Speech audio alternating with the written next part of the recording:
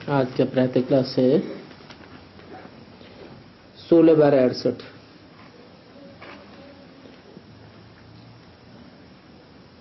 ये तो रूहानी बच्चे जानते हैं कि बाप आए हैं हमको नई दुनिया का वर्षा देने के लिए, और ये बच्चों को पक्का है कि जितना हम बाप को याद करेंगे उतना ही पवित्र बनेंगे, और जितना पवित्र बनेंगे उतना वर्षा पावेंगे। हम जितना अच्छा टीचर बनेंगे उतना ही ऊंचे पद पावेंगे, क्योंकि तुम आपस में भाई भाई हो। टीचर के रूप में पढ़ना भी सीखते हो और पढ़ाना भी सीखते हो, तो तुमको औरों को पढ़ाना भी जरूर है, क्योंकि तुम पढ़ाने वाले टीचर भी बनते जरूर हो। बाकी तुम उसका गुरु नहीं बन सकते हो। गुरु कहा जाता है सदगति करने वाले को,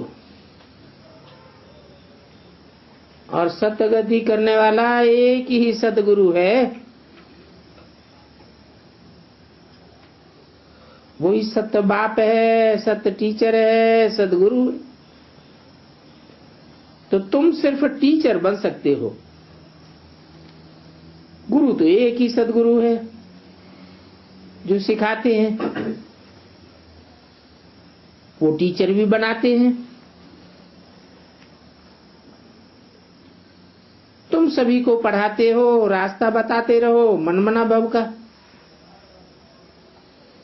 तो बाप ने तुम्हारे ऊपर ड्यूटी रखी है, मुझे याद करते रहो और फिर ऊंच पद पाने के लिए टीचर भी बनते रहो। तुम किसको बाप का परिचय देते हो तो उनका भी फर्ज है बाप को याद करना। टीचर रूप में सृष्टि चक्र की नॉलेज देनी होती है, बाप को तो जरूर याद करना पड़े, क्योंकि नॉलेज तो मूल रूप में देने वाला तो एक ही बाप है, और उस बाप की याद से ही पाप कट जाएंगे। बच्चे जानते हैं कि हम जन्म जन्म की पापात्मा हैं, इसलिए बाप सभी को कहते हैं अपन को आत्मा समझ बाप को याद करते रहो, तो तुम्हारे सारे पाप भस्म हो जाएंगे। युक्ति बताते हैं मीठे बच्चे, तुम्हारी आत्मा अभी पतित बनी है, जिसके कारण शरीर भी पतित बना है। पहले तो तुम पवित्र थे, अभी अपवित्र बन गए। अभी पतित से पावन होने की युक्ति बहुत सहज बताते हैं।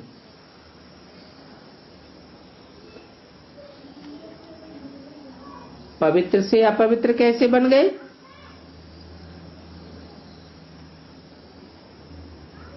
द्वैतवादी युग द्वापर में आए तो अपवित्र बनना शुरू हुआ। संग के रंग से अपवित्र बने ना, तो अभी बाप युक्ति बताते हैं कि अनेकों के संग के रंग से पतित बने हो। अब एक बाप ऊंचते ऊंचाया है, उसके संग के रंग से पावन बन जाएंगे। तो बुद्धि का संग सदैव एक बाप के साथ रखो। आत्मा पतित बनी है, जिस कारण शरीर भी पतित बना है। पहले तुम पवित्र थे तो शरीर कितना सुंदर था, कंचन काया थी। आप अभी अपवित्र बने हो। अभी पति से पावन होने की युक्ति बहुत ही सहज बताते हैं। कहते हैं बाप को याद करो तो तुम पवित्र बन जाओगे। उठते बैठते चलते बाप को याद करते रहो। वो लोग तो गंगा स्नान करते हैं तो गंगा को याद करते हैं, समझते हैं वो पतित पावनी है। अब वो तो पावन बनाने वाला कोई जल थोड़ी ही है। जल तो जड़ तत्व है, आत्मा तो चैतन्य है। जड़ तत्व से चैतन्य आत्मा कैसे पावन बनेगी? समझते हैं गंगा को याद करने से पावन बन जाएंगे, परंतु बाप कहते हैं कोई भी पावन नहीं बन सकता। पानी से कैसे पावन बनेंगे? बाप कहते हैं मैं ही पतित पावन हूं, क्योंकि मैं तुमको ज्ञान जल से स्नान कराता हूं। तो हे बच्चों, देह सहित देह के सभी धर्मों को छोड़ मुझे ज्ञान सागर को याद करने से तुम पावन बन जावेंगे, फिर अपने घर मुक्तिधाम पहुंच जावेंगे। जो भी मनुष्य मात्र हैं उन सभी के लिए ये एक ही महामंत्र है, इनसे तुम अपने घर पहुंच जावेंगे। सारा कल्प तुम अपने घर को भूले हो। ऐसे नहीं, जब देवताएं थे तो तुमको अपना घर याद था? नहीं, बाप को सारा कल्प कोई नहीं जानता है, और वो बाप एक ही बार आकर खुद आकर के अपना परिचय देते हैं। उनका परिचय और कोई दे भी नहीं सकता है, और परिचय भी इस मुख के द्वारा देते हैं। तो इस मुख की कितनी महिमा है। कहते भी हैं गौमुख, वो गौ तो जानवर है।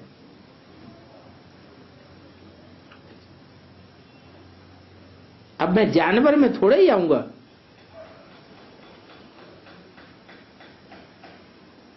मैं तो जरूर मनुष्य तन में आऊंगा।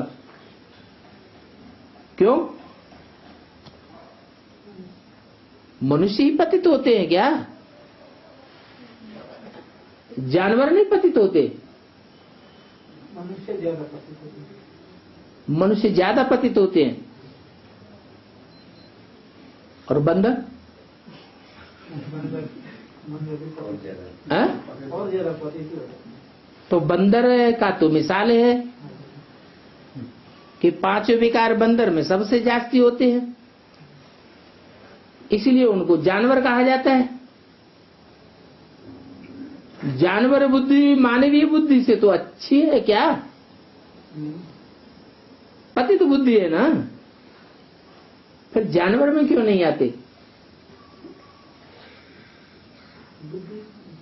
हैं? बुद्धि नहीं होती। बुद्धि? अरे बुद्धि हो या ना हो, नाक कान आंख तो है। हाँ, मनुष्य कहा जाता है मनन चिंतन मंथन करने वाले को। जानवरों में मनन चिंतन मंथन करने की शक्ति नहीं है, और भगवान के पास तो क्या प्रॉपर्टी है। भगवान आते हैं तो कोई धन संपत्ति परम धाम से लेकर आते हैं, महलमानियां लेकर जाते हैं, क्या लेकर आते हैं? ज्ञान ही सुनाते हैं। तो ज्ञान की संपत्ति बाप के पास है, और ज्ञान जानवर तो न सुनेंगे, न धारण करेंगे, न मनन चिंतन मंथन करेंगे। इसलिए मैं इसमें आता हूं, मनुष्य तन में आता हूं। बाकी ऐसे नहीं कि मैं गौ में आता हूं, जानवर गौ में। ये है मनुष्य की बात। तुम जानते हो ये बड़ी माता है कौन? ये ब्रह्मा बड़ी माता है, जिस माता द्वारा शिव बाबा तुम सभी को अडॉप्ट करते हैं। तुम अभी बाबा बाबा कहने लग पड़े हो। बाप भी कहते हैं इसी आदि की यात्रा से तुम्हारे पाप कट जाने हैं। क्योंकि बच्चों को बाप याद पड़ जाता है ना, उनकी शिकल आदि बच्चे के दिल पर बैठ जाती है। माँ बच्चे को याद करती है तो बच्चे की शिकल माँ के दिल पर बैठ जाती है। तुम बच्चे भी बाप को याद करते हो तो बाप की शिकल बुद्धि में बैठ जानी चाहिए। ऐसे तो तुम जानते हो कि वो हमारी आत्माओं का बाप है, परंतु आत्मा आर्गन से बिगड़ कुछ भी कर नहीं सकती। तुम जानते हो जैसे हम आत्मा है वैसे वो भी परमात्मा है। शिकल में और कोई फर्क नहीं है। शरीर के संबंध में जो फीचर्स सारे अलग अलग होते हैं, बाकी आत्मा तो सबकी एक ही जैसी होती है। आत्मा आत्मा भाई भाई, जैसे आत्मा हमारी है वैसे बाप भी परमात्मा है ना। तुम बच्चे जानते हो परम धाम में रहते तो हम भी परम धाम में हैं। बाबा की आत्मा में और हमारी आत्मा में कोई फर्क नहीं है। वो भी बिंदी है, हम भी बिंदी है। ये ज्ञान और कोई को है नहीं। और तुमको भी बाप ने बताया। बाप के लिए भी क्या क्या कह देते हैं, सर्वव्यापी है, पत्थर बित्तर में जो जिसको आता है वो कहते रहते हैं। ड्रामा प्लान अनुसार भक्ति मार्ग में बाप के नाम, रूप, देश, काल को भूल जाते हैं। तुम भी भूल जाते हो। बच्चा बाप को भूल जाता है तो बाकी क्या जानेंगे। गोया निर्धन का हो गया, धन को याद करते ही नहीं है, क्योंकि धनी के पार्ट को ही नहीं जानते हैं।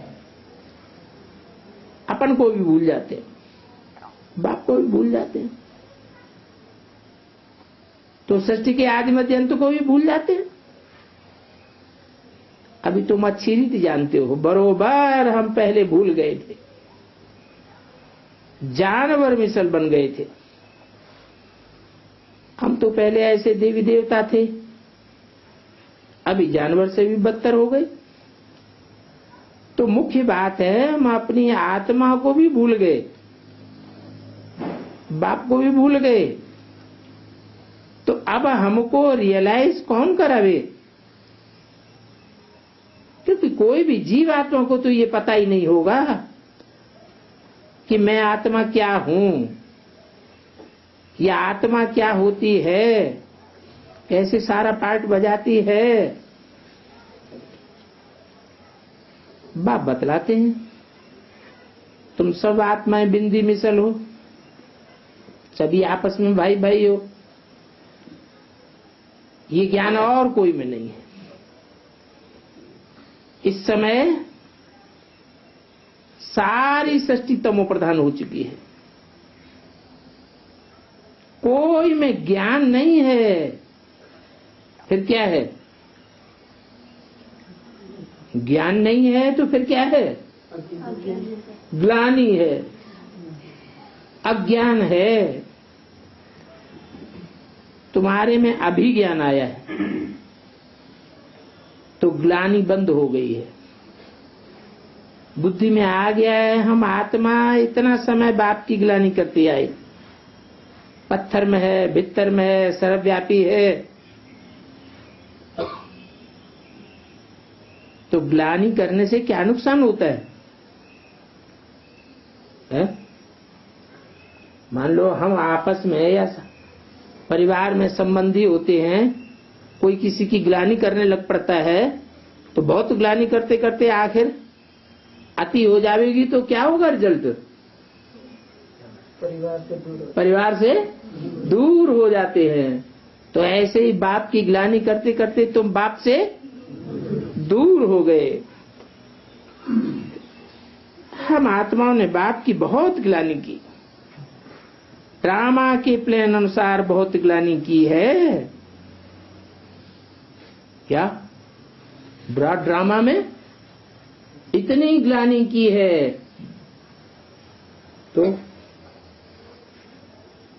ड्रामा की रिहर्सल भी होती है कि नहीं है? होती है। फिर रिहर्सल के पीरियड में ग्लानि करेंगे या नहीं करेंगे? हाँ? करना ही पड़ेगा। हम तो अभी की इच्छा नहीं है करने का, वही से प्लान नहीं है, तो फिर होता है। हाँ? अभी तो हमारा संकल्प ऐसा नहीं है।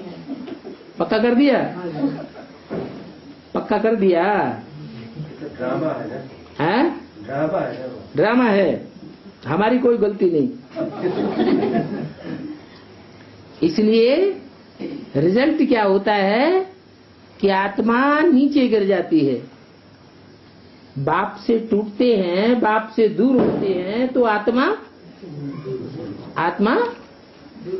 रसातल में चली जाती है। यह समझ अभी बुद्धि में आ गई है। भक्ति मार्ग में तो ये समझ थी नहीं, और अभी बुद्धि में आ गई है।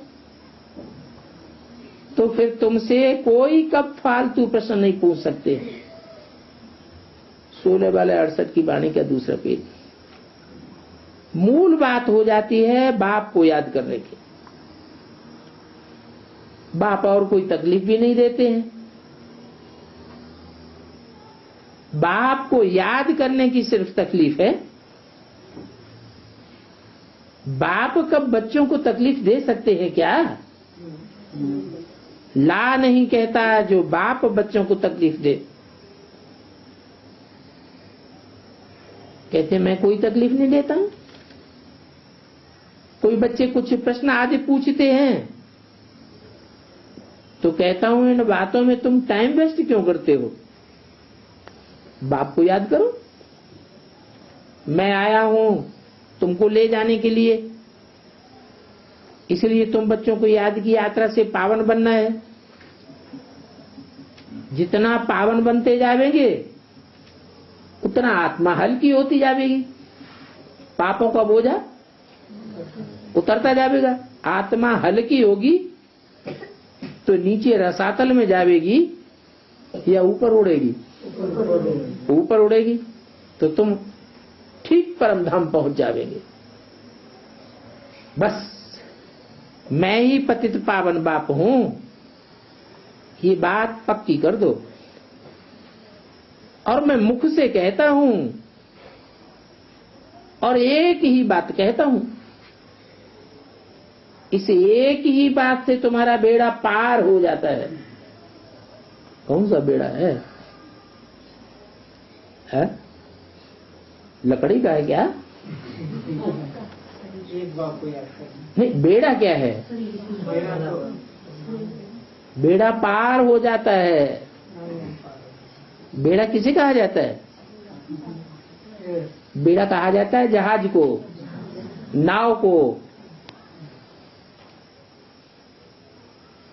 ये हमारी शरीर रूपी नैया है, जहाज है, बेड़ा है। ये विषय वैतरणी नदी में पड़ा हुआ है, विषय सागर में पड़ा हुआ है। तो ये इसका बेड़ा पार कैसे होगा? एक ही बात बुद्धि में पक्की कर दो, कि बाप ही पतित पावन है। प्रश्न उत्तर में क्यों टाइम वेस्ट करते हो? बाप युक्ति बताते हैं, कहां भी जाओ बाप को याद करना है तो तुम्हारे पाप कट जावे। 84 का राज भी बाप ने समझा दिया है। क्या कि 21 जन्म तो तुम्हारे ऊपर कोई पाप नहीं चढ़ता, भले नीचे उतरते हो, लेकिन बाद के 63 जन्मों में आत्मा में तेजी से पाप चढ़ने लग पड़ते हैं, क्योंकि तुम देभान में आने लग पड़ते हो। आत्मा की याद भूल जाती है। तो मुझे याद करो, अपन को आत्मा समझो। ये बात जानने के लिए ही बुलाया है। अभी ये अपनी जांच करो, हम कहां तक बाप को याद करते हैं। बस और कोई तरफ का विचार नहीं करना। ये बहुत सहज है बाप को याद करना। बच्चा थोड़ा बड़ा होता है तो ऑटोमेटिकली माँ बाप को याद करने लग पड़ते हैं। तुम भी समझो हम आत्मा बाप के बच्चे हैं। याद क्यों करना पड़ता है?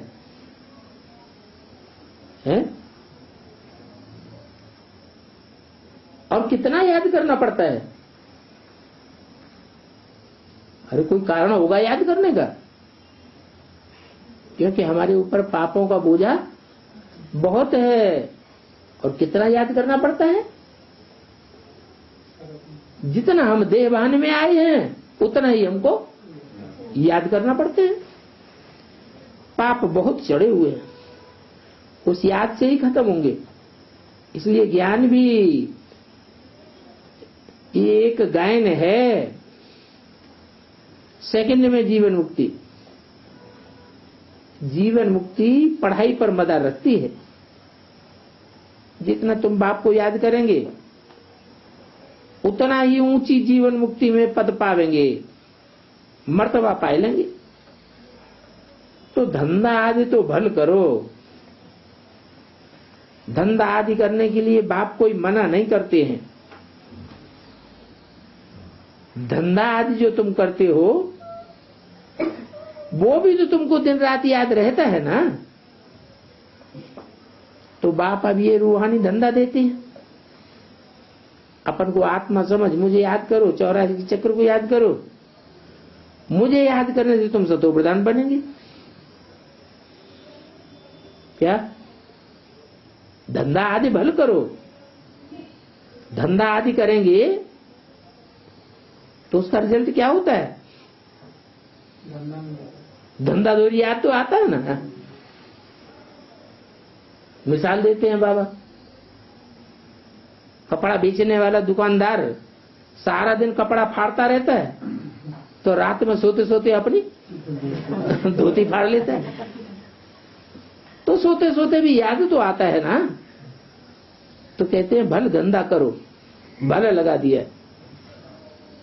हमें कोई आपत्ति नहीं, भले धंधा करो, मुझे याद करते रहो तो तुम सतो प्रधान बन जाओगे। ये भी समझते हो।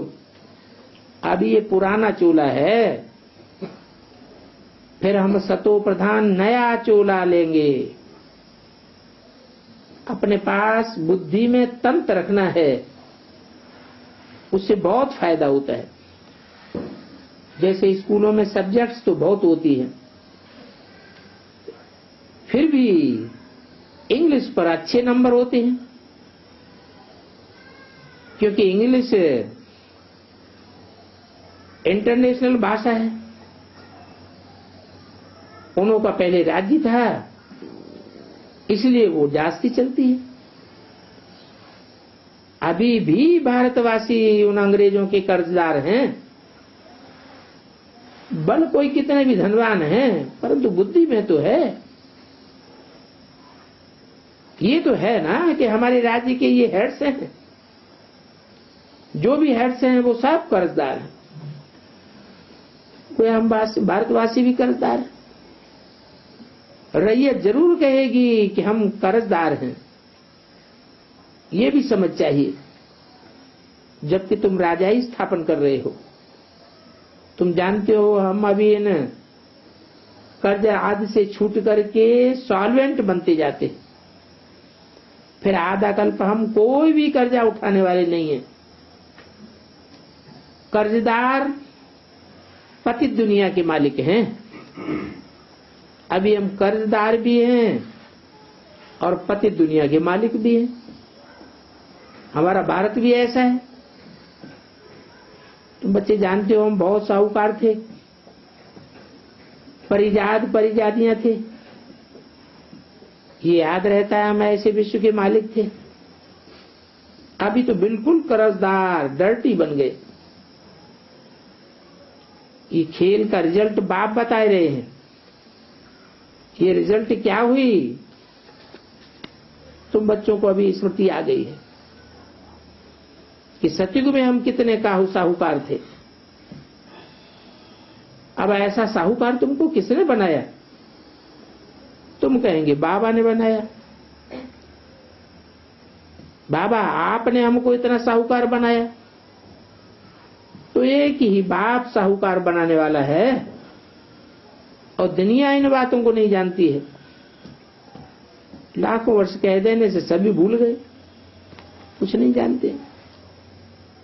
तुम तो अभी सभी कुछ जान गए कि पहले हम पद्मा पदम साहूकार थे, बहुत पवित्र सुखी थे। वहां झूठ पाप आदि कुछ भी नहीं होता। सारे विश्व पर तुम्हारी जीत हो जाती है। गायन भी है, शिव बाबा आप जो कुछ देते हो और तो कोई दे ही नहीं सकता। कोई की ताकत नहीं जो आधा कल्प का सुख का राजी दे। बाप कहते हैं भक्ति मार्ग में भी तुमको बहुत सुख अथाह धन मिलता है। कितने हीरे जवाहरात याद रहते हैं जो फिर पिछाड़ी वालों के हाथ लग जाते हैं। कौन से पिछाड़ी वाले हैं?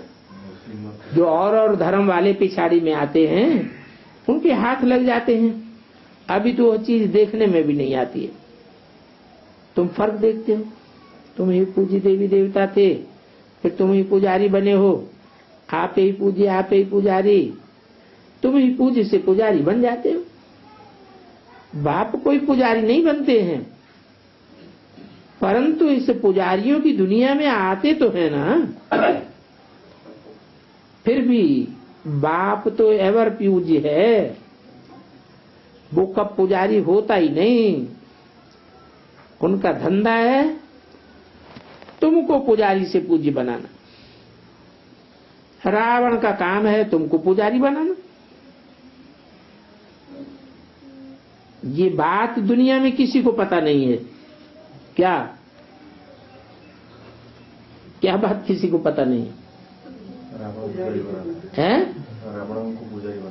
रावण हमको सबकी पूजा करना, माथा टिकाना, हाथ जोड़ना सिखाता है, सबके सामने झुकाना सिखाता है।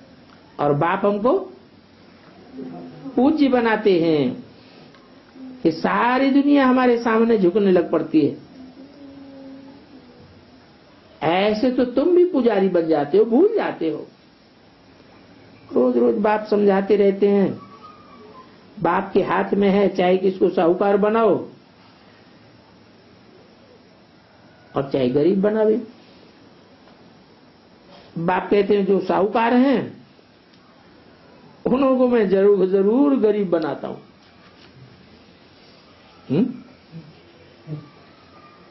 कौन से जन्म के हैं? इस आखिरी अंतिम जन्म के जो साहूकार हैं उनको मैं जरूर गरीब बनाता हूं। अंतिम जन्म में जो साहूकार बनते हैं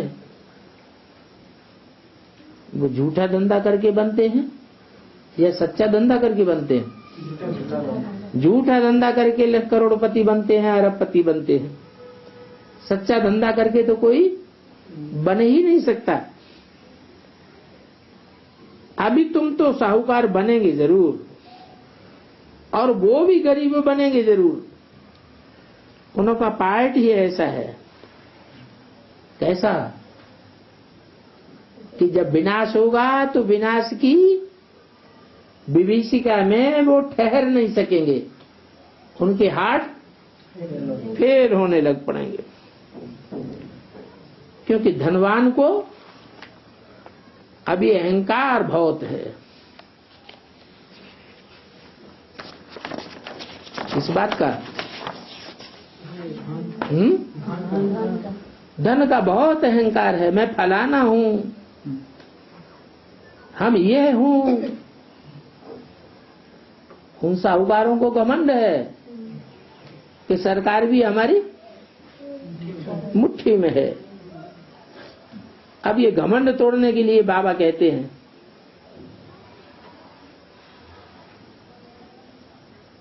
कि ये साहूकार जब आवेंगे ज्ञान में, अभी तो नहीं आते हैं। अभी तो यहाँ जो बैठे हुए हैं वो साहूकार हैं या साधारण हैं? यहाँ तो सब साधारण बैठे हुए हैं। वो साहूकार जब आवेंगे घमंडी, तो उनका घमंड तोड़ने के लिए कहते हैं कि जब वो आवेंगे कुछ देने के लिए बाबा को, तो बाबा ले लो, तो बाबा कहेंगे हमें दरकार ही नहीं, हमारा काम तो पूरा हो गया। राजधानी स्थापन करनी थी, सो राजधानी स्थापन हो गई। राजधानी में जिन बच्चों को जिस स्टेज पर आना था, जो पद पाना था, वो बच्चों ने पद पा लिया। अब हम क्या करेंगे? ये धन संपत्ति तुम अपने पास ही रखो। 16/12/68 की वाणी का 3रा पेज। कहेंगे कि जब जरूरत होगी तो फिर हम ले लेंगे, क्योंकि देखते हैं कि इनकी धन संपत्ति अब हमारे काम तो आवेगी नहीं। तो उनका अपना घमंड फिर टूटता है। थोड़े रोज में तुम देखेंगे वो कुछ भी लेकर के आवेंगे तो उनकी घमंड की चलन देख करके कहेंगे अच्छा अपने पास रख लो। देखेंगे लायक हैं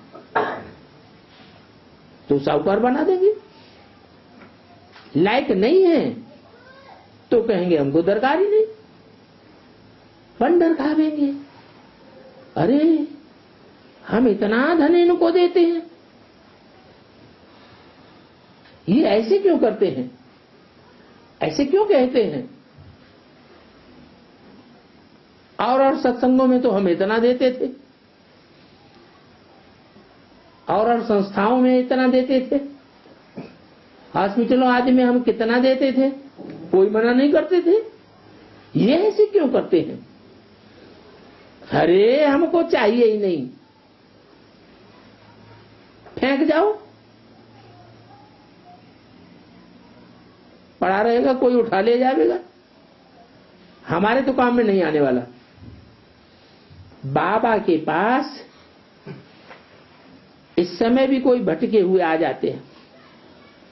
बाप जो इतना ऊंच बनाते हैं, ऐसे बाप को धोखा दे फिर भी आ जाते हैं तो कहेंगे अच्छा ये ट्रेडर बना था, इसने धोखा दिया था,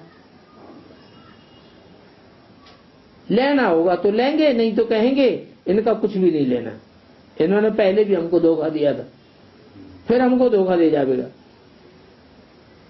भले ये गरीब बने। ऐसे ऐसे जिनको अपना अहंकार रहता था, मनहूस रहते थे, कहेंगे मनहूस की 1 पैसे की हमें दरकार नहीं, बाबा के तो हाथ में है ना, लेना बना लेना। और बाबा पैसे का क्या करेंगे, दरकार ही नहीं है। ये तो तुम बच्चों के लिए मकान बन रहे हैं, 2-4 वर्ष की तो बात है, परवाह नहीं है, आकर बाबा से मिलकर ही जाना है, सदैव तो रहना नहीं है।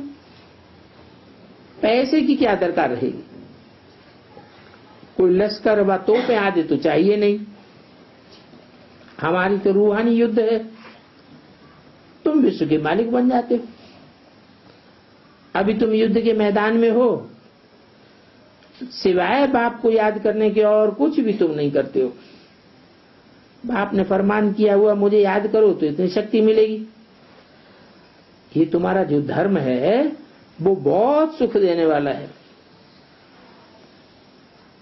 और बाप है सर्वशक्तिवान, तुम उनके बच्चे बनते हो।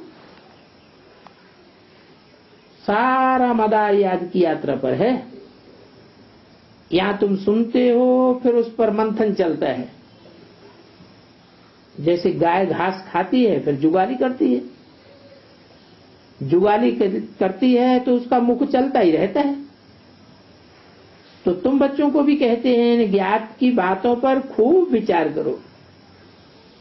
बाबा से हम क्या पूछें?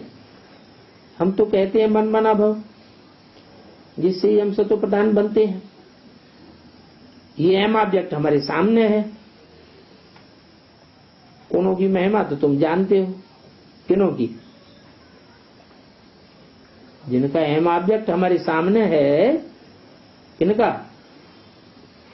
लक्ष्मी नारायण हमारा एम ऑब्जेक्ट है ना, तो उन्हों की महिमा तो तुम जानते हो। सर्वगुण संपन्न 16 कला संपूर्ण संपूर्ण हिंसक मर्यादा पुरुषोत्तम।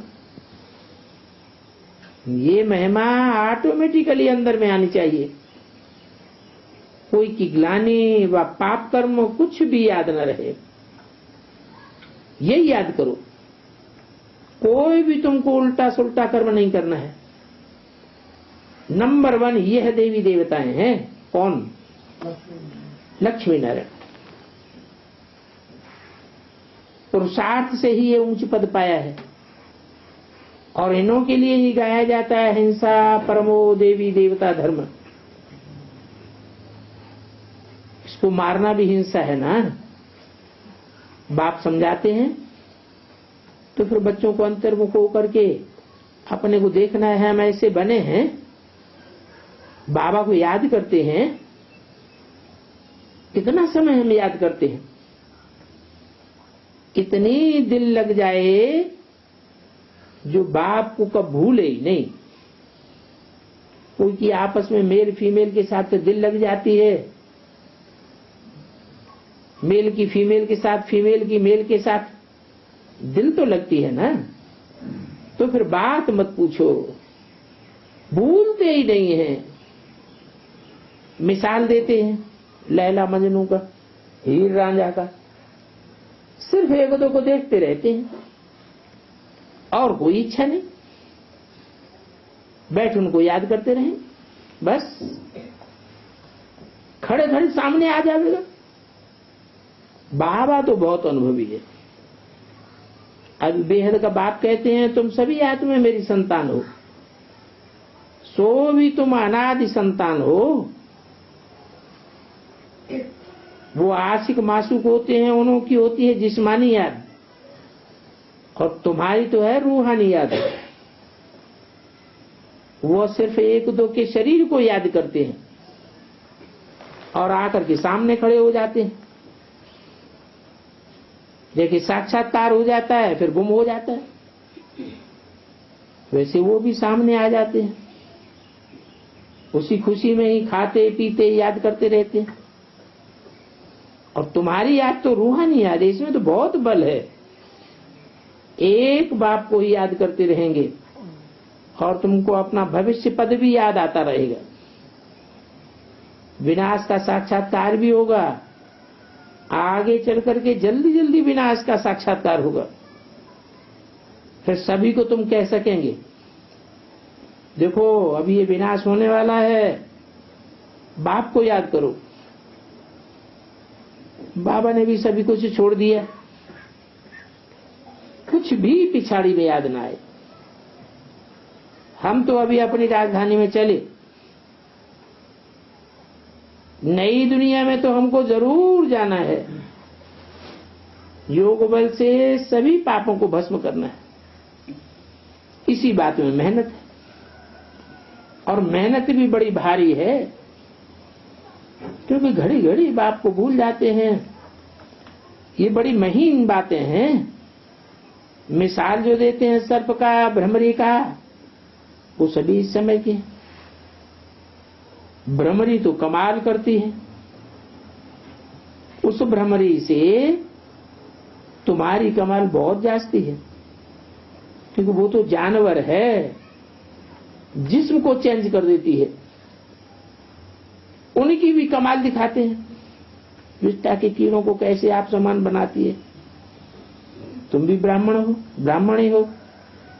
बाकी सभी मनुष्य दुनिया में विष्टा के कीड़े हैं, क्योंकि बाप को भूले हुए हैं।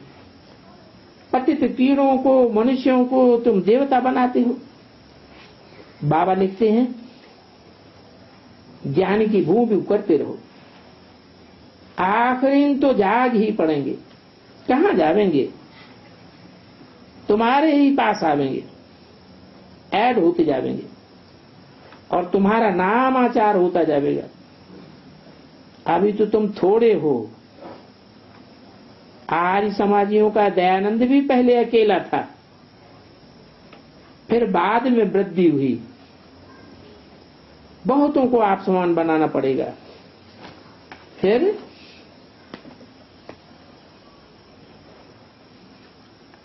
उनकी बहुतायत निकल पड़ी। ये शास्त्र तो पीछे बनते हैं। ग्रंथ के पहले वाणी हाथ से लिखी हुई थी, फिर बहुत सिख लोग हुए होंगे तो ग्रंथ बैठ बनाया। 16/68 की वाणी का चौथा पेज। पढ़ने वाले भी जब इतने हों तो ढेर की ढेर किताबें भी बने। बाबा को तो अनुभव है, ग्रंथ उठाकर रखते थे। पहले हाथ के अक्षर थे, फिर छापे के अक्षर बने। एडिशन होते होते कितना बड़ा ग्रंथ हो गया है। गीता तो उनसे भी छोटी लॉकेट के मिसल बनाए देते हैं। वास्तव में तो है तो वो भी नहीं। वो गले में कोई चीज पहनने की थोड़ी ही है। तुमको तो कुछ भी पढ़ने का नहीं है, सिर्फ बाप को याद करना है। अजप अजाप उसको याद कहा जाता है, याद की यात्रा। कोई आवाज करने की भी दरकार नहीं है, दिल में याद करते रहो। जैसे मैं बीज रूप हूं, मेरे में सारे झाड़ की नॉलेज है, तुम्हारे में भी सारे झाड़ की नॉलेज होनी चाहिए। सारा चक्र तुम्हारी बुद्धि में आ जाता है, झाड़ भी आ जाता है। सहज बात।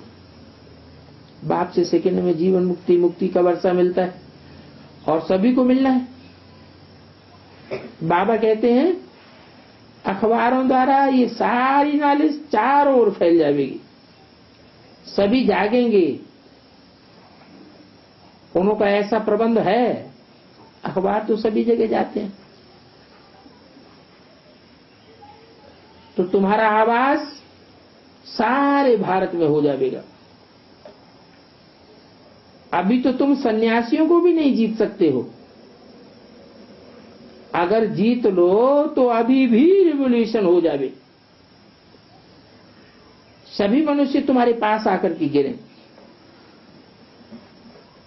बाप में कशिश तो बहुत होती है। सतो प्रधान प्योर बन जाते हैं तो पावनता खींचती है।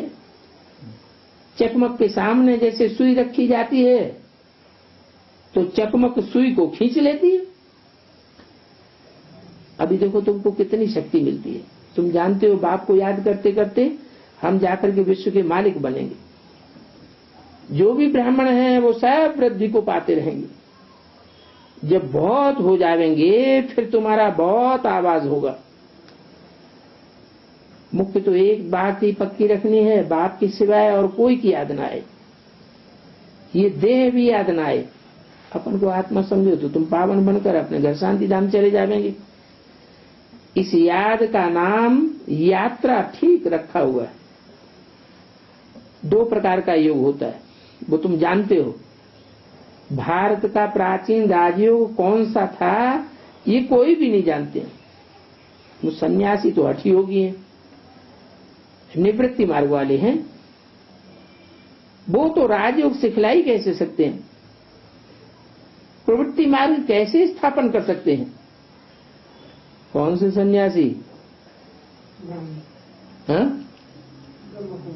हाँ, वो प्रवृत्ति मार्ग के हैं कि निवृत्ति मार्ग के? हैं? निवृत्ति मार्ग के हैं।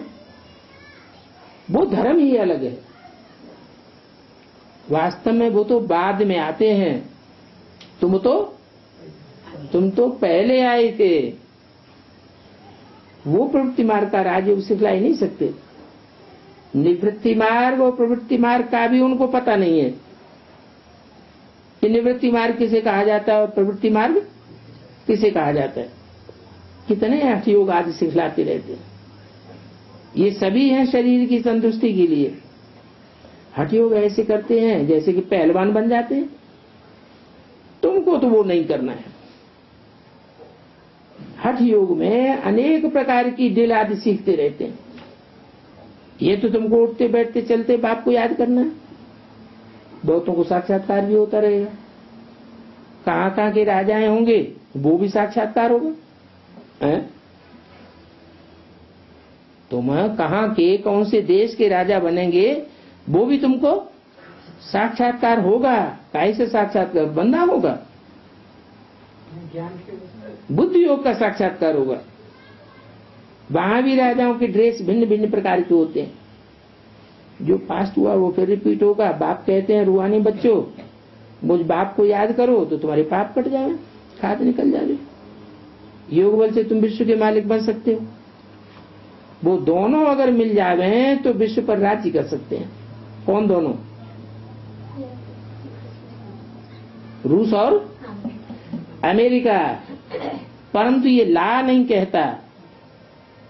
वो लोग भी कहते हैं वो दोनों चाहें तो शांति करें और चाहे तो विनाश कर दें। हैं तो दोनों आपस में भाई भाई। कैसे?